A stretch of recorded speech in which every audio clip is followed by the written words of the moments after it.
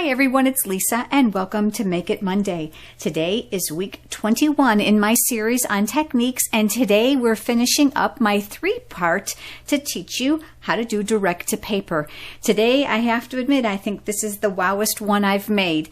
Not difficult, but I'm going to show you some tips to give it a try. Now, I want to give a shout out to Helen Robinson, who gave me this card as a swap at convention this year in July. And it inspired me just to get some paper out and just give different ways a try. So this, she used Summer Starfruit and Bermuda Bay, and she just dragged it across her paper like I showed you in last week's video. If you didn't see that, go back to week 20 in my technique series and you can see how this was created. Now on this one, I started with a quarter sheet of white cardstock, and I worked almost entirely in the portrait mode, straight up and down, because I found that was easier.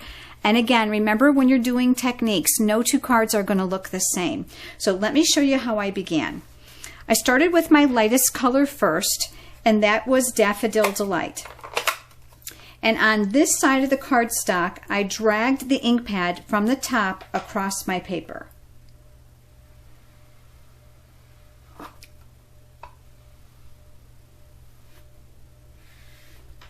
And you're going to want to come down about halfway. Before I realized I was going to be doing what I was doing, I went in with Cherry Cobbler because I knew that the yellow and the red together would make orange.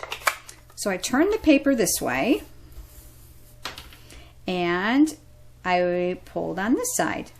And I was like, wow, it did make red, but I don't like the two of those together and I don't know what to do with it. So I thought, okay, let's see, it's starting to look like it could be a sunrise. Do you see here where they've blended together that the yellow and the red, or the cobbler in this case, have turned orange? So I thought, let's play that up a little bit. Turning it sideways like I showed you in week 19, which was the first direct to paper, using this edge. I went back in here and I'm leaning down so I can see, and I drug my pad across there. Now today, of course, it's coming out nice and even. My original one, it didn't, which is fine. And then I thought, okay, it needs water. So I used Marina Mist, and I wasn't sure it was going to cover this red, but it turned a really cool color of almost green on my original card. Now, today it's going to be a little bit different. And then I decided to use a little bit of Island Indigo. And again, using the side of the pad, I wanted to create a little bit of depth where these colors came together.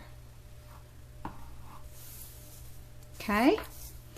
Now, you're going to notice on this one, I'm going to hold it up, that it almost looks like this is a shadow from the sun in the water.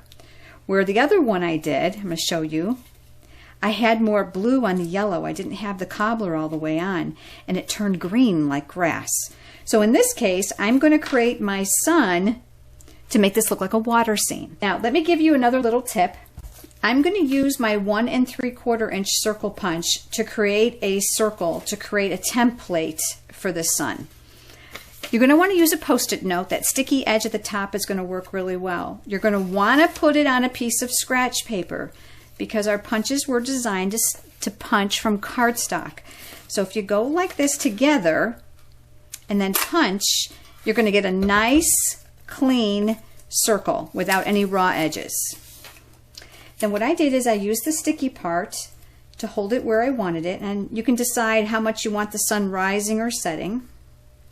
I'm going to go about here.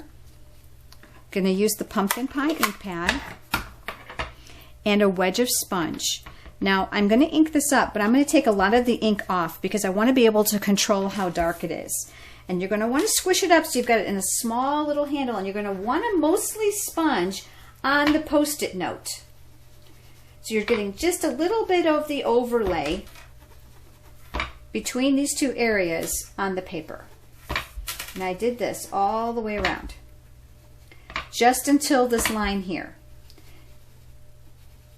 Now when you think you've got enough, and I will tell you, it'll fool you, it won't look like a lot. Go ahead and just quickly lift this and decide whether it looks okay. And in this case, I think it's just enough. Now this one I used the Best of Flowers, which is the limited edition stamp set, and Stampin' Up's Best of 25-year anniversary. You know, this is only available for a short period of time, so you'll want to make sure you purchase this set before it's gone.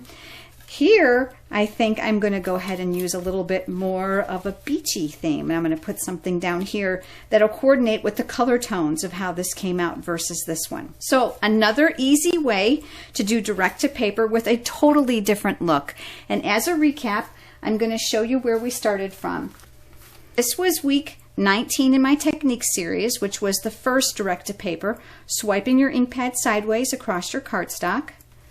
This and this were weeks 20 in my technique series. This was the second way I taught you, was swiping it sideways. Very similar to what we've done here, but without a variation of color. And then this is the last one. Well, I hope you've enjoyed this. This is lots of fun. And don't forget to subscribe to my YouTube channel because I have new techniques coming up the following weeks and you won't want to miss anything. I appreciate your watching and I hope to see you next week for Make It Monday.